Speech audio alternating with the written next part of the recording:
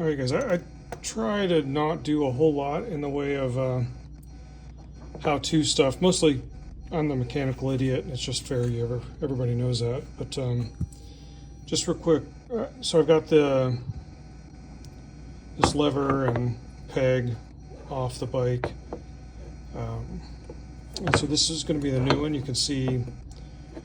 So this is where the shift linkage.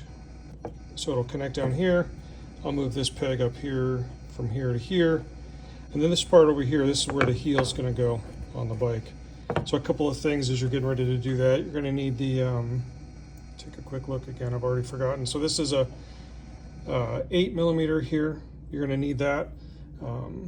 So as it sits like this, if the bike was on this side here, so you're going to need that 8mm just snuck in here.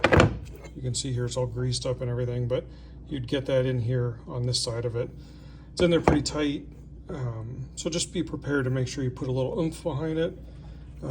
Over here, this is a 10mm.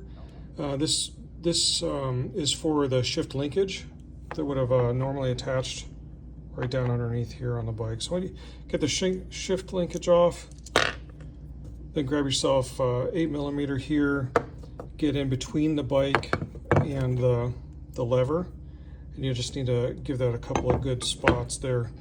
Oh, and you're also going to make sure you've got a pair of these pliers here for snap rings. Let me twist this over. This is what I really wanted to make sure I showed you guys. So on the back side, and you'll be able to feel it probably with your fingers. Again, this would be next to the bike or near the bike. So if this was the original, it would be sitting towards the bike. It would be right here. So once you get it off, again, use your 8mm to loosen this off right here. Again, this would be facing the bike, so you have to squeeze in between. Squeeze in between the bike to get this with your 8mm. But once you get it off, and in your hand, you can bring it over to to your bench or wherever you're at.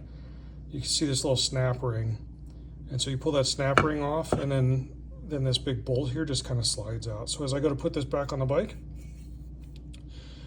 will be on this side of it right here, and I'll, screw that sucker right back on in there nice and tight after I clean all the grease off, all the gunk. Make sure it's nice and clean for that. And then I'm gonna get going. I'm gonna keep going. It's been a few days since I was out here last. I'm gonna make sure I get this done tonight if at all possible. And I'll give you a kind of quick update. I'm just starting to put everything back together. So these are the no more pegs. So first of all, so this is, I don't know if I can get it better in the light here.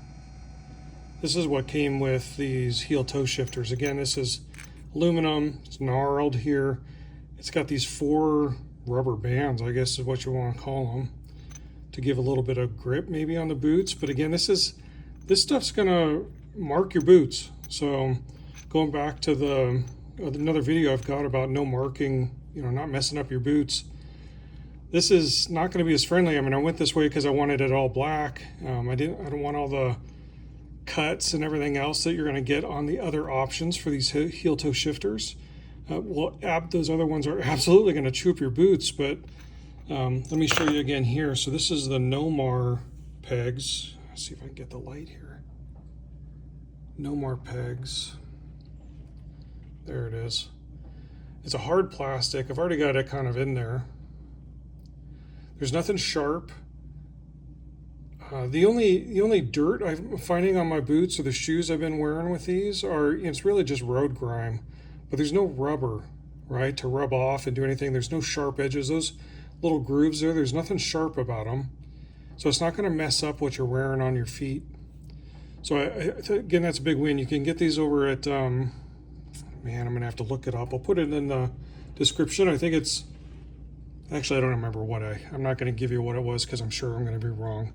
I'll put it in the description here if you guys haven't already seen that other video where I've got these highlighted a little bit, so you can look those up. All right, final update on this. So you can see no more peg.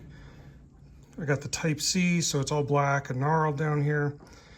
A couple of things you can see here. I've got the 8mm. It's in here. A couple of things. One thing I forgot. So when you take this thing off, there's going to be an itty bitty tiny little, as in thin, washer here and another one over here just inside of the snap ring.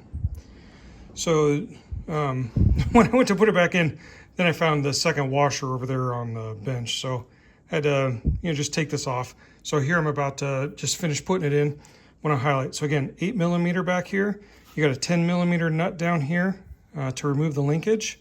One cool thing about these Joker machine, on the left side only here on the shifting side, this floorboard rotates. Not rotates, it swivels up and down. I think this is going to be perfect here for this. So I'm pretty pumped about being able to not have to necessarily worry about lifting my foot off of the floorboard. So that's something kind of cool there, I think. Looking forward to giving this a try, hopefully this weekend. I'll let you guys know how it goes.